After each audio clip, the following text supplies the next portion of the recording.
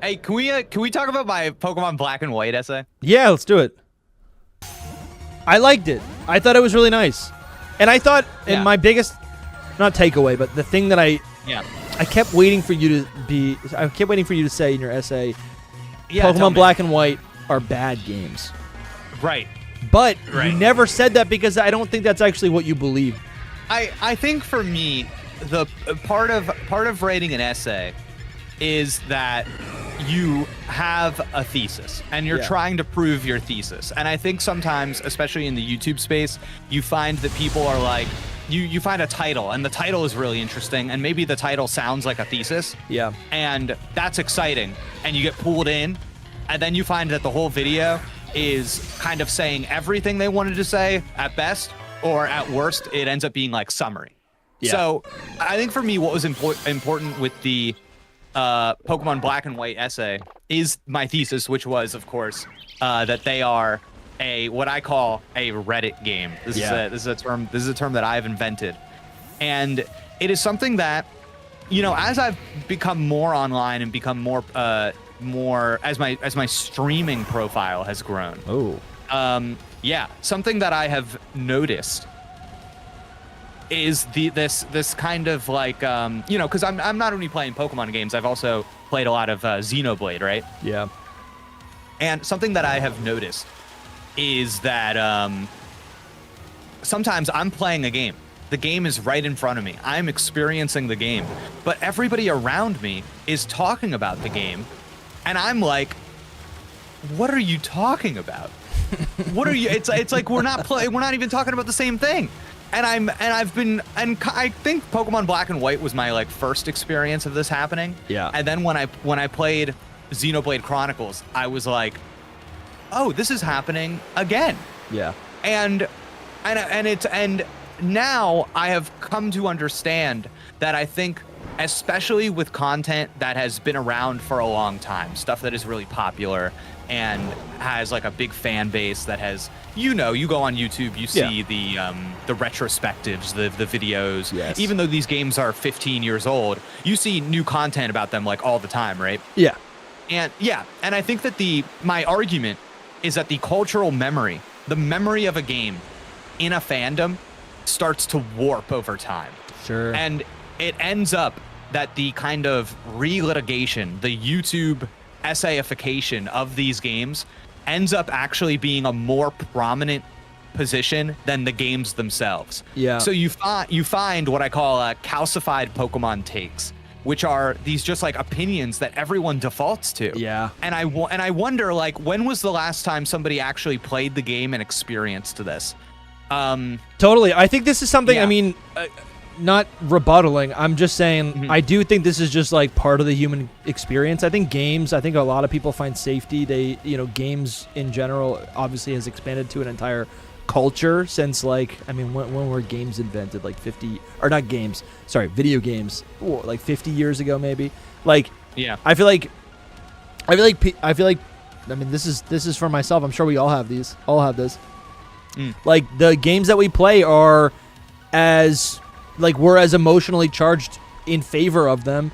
Like we love them the same way we love, our stuffed animal growing up, or like something that like our mother would, cook us when we were sick or something, So I think like the occurrence of these calcified opinions, are definitely natural, or like maybe like, I'm not going to say harmless, but like, yeah, I think it's natural. It's like, of course. And this has happened to me so many times. But I remember like when, I don't know, dude. Once you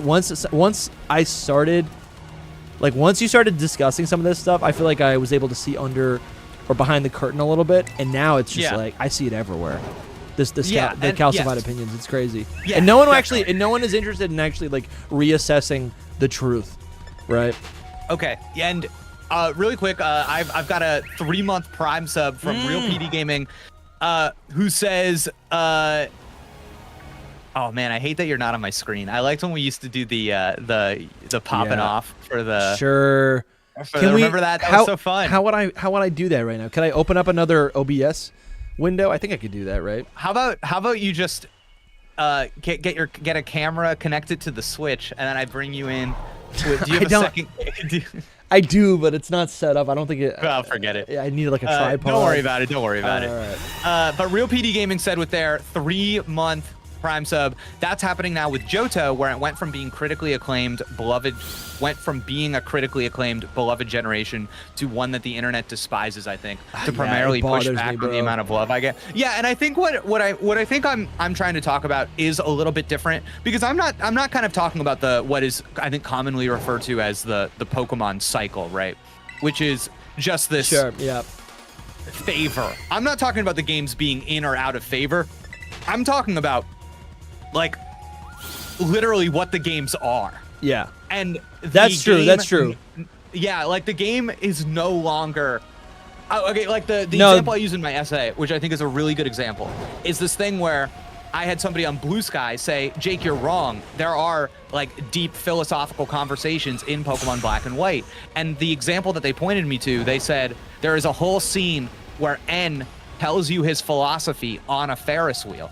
And I went to my playthrough on YouTube of Pokemon Black and White, and I found the conversation with N on the Ferris wheel, and turns out it was only 2 sentences long, and he doesn't say anything. There's like nothing in that conversation. Another shiny. But it's been how is that possible? It's a Palmy. Are you just running around? I'm running around. There's so many Pokemon in Area 0. Keep going. All right, keep all going. right. Keep, all right, I'm keep gonna cooking. look. I'm gonna look. I'm locked in. I'm eating my watermelon. Yeah, so I just think that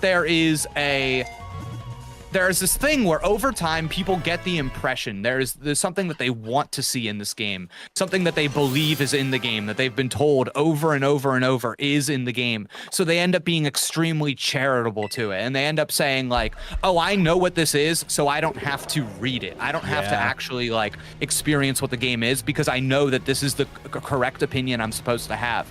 So people end up accidentally participating in a script that they don't even know that they're following. Yeah. And if you go back through and you divorce yourself from what you have been told to think about these games and actually play them, I'm just curious if people can like, man, I just ran into this Floette because I thought it was a shiny. I did the same thing. I was like, ooh, what is that? Yeah, those damn Floettes. Yeah, damn. But yeah, I don't know. I just found this a lot, where over and over again people told me things like N is a really deep character, or the Pokemon Black and White was deep because it actually explored the idea of like, is it moral to train and battle Pokemon? And then when I actually played the game, I was really disappointed, because I found that none of the things that people told me were in that game were actually there. Yeah. And that's, do you have the shiny charm? Oh god, I have no idea. Oh, I got it. Probably. I got the shiny. I must, right? I want to get some shiny Paradox Pokemon. I don't have a lot of them. I really don't. So that'd be kind of cool to get some of those. Oh, yeah, there it is. Yeah, I think I was going to say, like... No, I lost my train of thought. I think something you and I have been talking about a lot lately is just that really the whole premise of that essay is just that when people are talking about a text, they actually are not talking about the text. They're talking about the thing in their head. Yeah. And I think what's really funny is that a lot of the comments and feedback I got back on that piece, they're not addressing a single thing I say in the piece. They're just addressing an argument that they've made up in their head. And that's different because when like I do play Pokemon game, my whole my catchphrase is like, this is my headcanon. Like I'm constantly thinking about my favorite parts about being a Pokemon fan, or really a fan of anything, is thinking about like what could be. I do find a lot of enjoyment out of that, to be like, these are the things I like. How do we build on this, right? Yeah. Game Freak's not going to go back to them. And I also like to do a lot of fun, like, so I have a lot of empathy when it comes to like, you know, taking your time to, you know, pick one Knackley and make it the strongest Knackley, and then it's got a whole story behind it. Like, I like that stuff. That's how I interact with the Pokemon games. Mm-hmm. But that's not what you're talking about. You're talking about things. Yeah, again, you're talking about like it's not a headcanon to be. I mean, I guess it can be a headcanon to like to impose on, or to kind of project what you want N to be like as a character, but that doesn't mean that's actually what he's said or done, or like Yeah, and I think like so much of this just comes back to like what I think got me started in this to begin with, which Yeah. is the idea that I saw over and over again that people shouted at me about what is the theme, Dusty, of Pokemon Black and White. Oh, it's crazy. Truth versus ideals is Truth what versus ideals. I've got videos from like a year ago where I'm screaming about this. Yeah. Truth versus ideals. That's yeah. what everybody told me. And they say it a lot. Yeah, nobody can tell me anything more than that. But that's what I have been led to believe those games are about. It's a really yeah. profound discovery. This thing that you've found. I've even gone back to play Black and White, and the thing that bothers me so much is that all of the characters, they're breaking the fourth wall. They're just saying things. They're telling you exactly. It's like there's no personality in any of the text either. I'll be talking to the professor, and they break the fourth wall. Like I think it was the example. So I'm playing Black 2, and I think it was Skyla or it was the professor. It was like when they meet up, and and instead of just saying, in world, wow, new Pokemon are being discovered in Unova. That's so cool. Yeah. Because that's how I think about it. They say, oh, there's new Pokemon. We don't know how they got there. Wink, wink. Probably because this is a sequel. Like, it's so obtuse.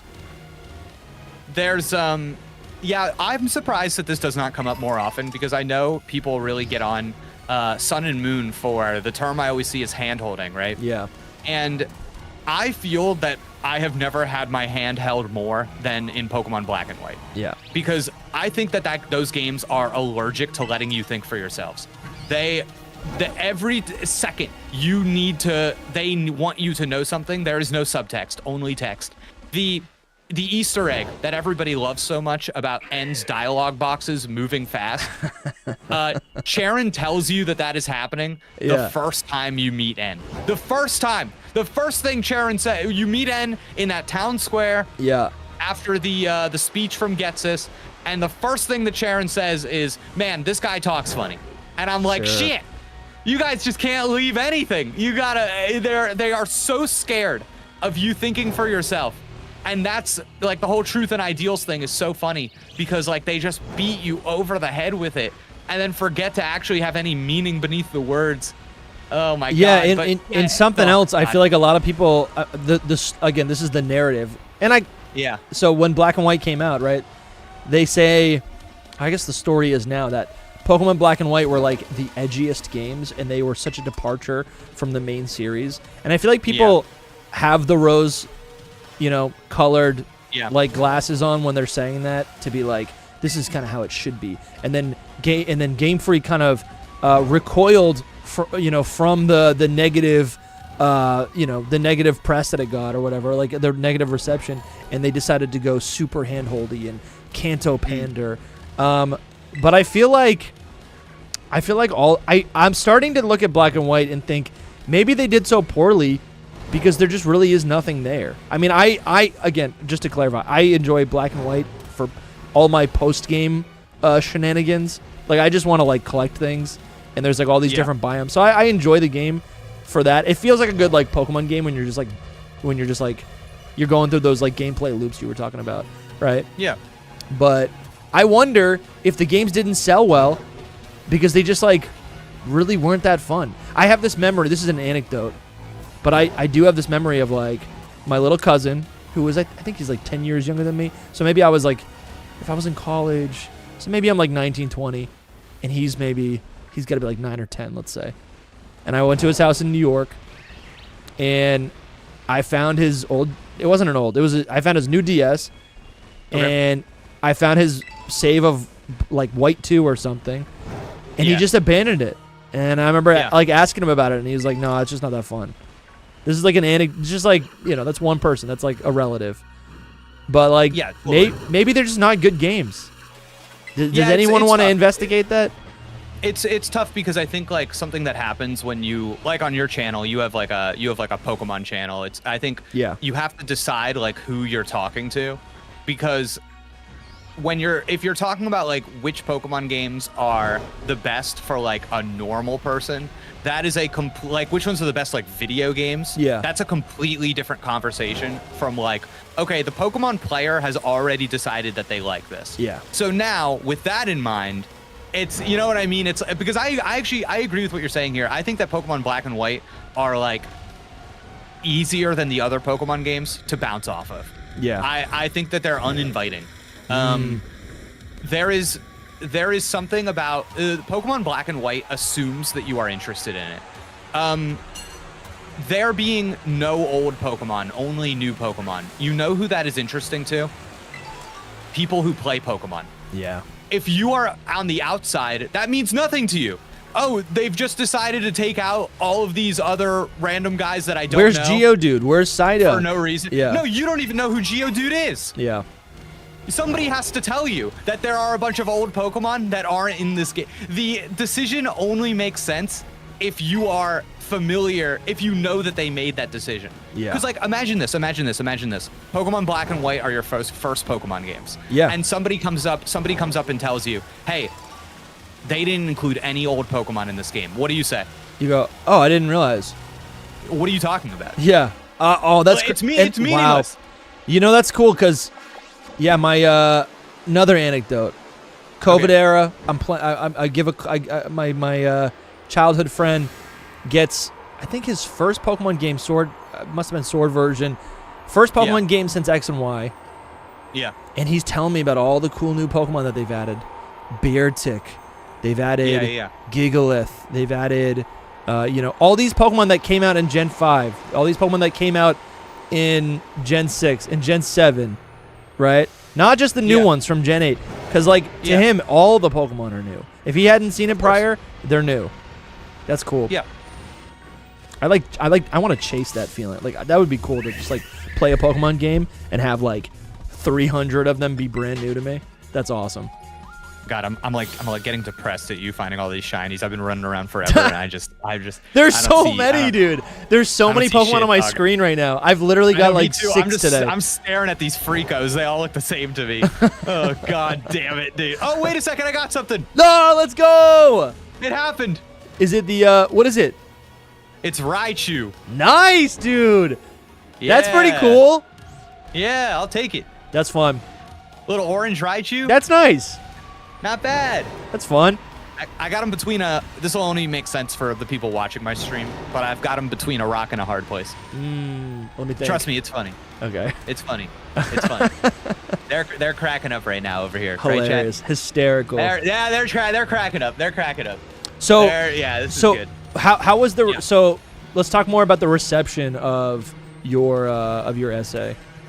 Okay, I'm a little depressed about it because I think I have not received a single comment pushing back that talks about the games. Yeah. I have only gotten comments pushing back that are coming at my character.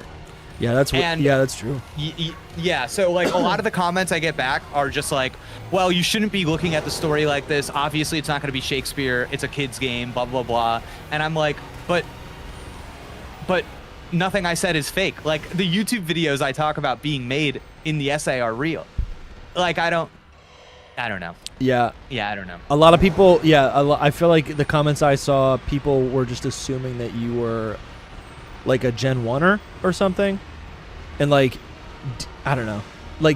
Yeah, well, no, the thing is, it just feels like they didn't read the essay. Yeah, well, people go, oh, Jake is saying that Gen 5 is bad. I know who this kind of person is. Yeah. And it's somebody who, in the Pokemon community, likes these kinds of games. Yeah. So, so they just, man, I don't know. And that's that is disappointing. Yeah.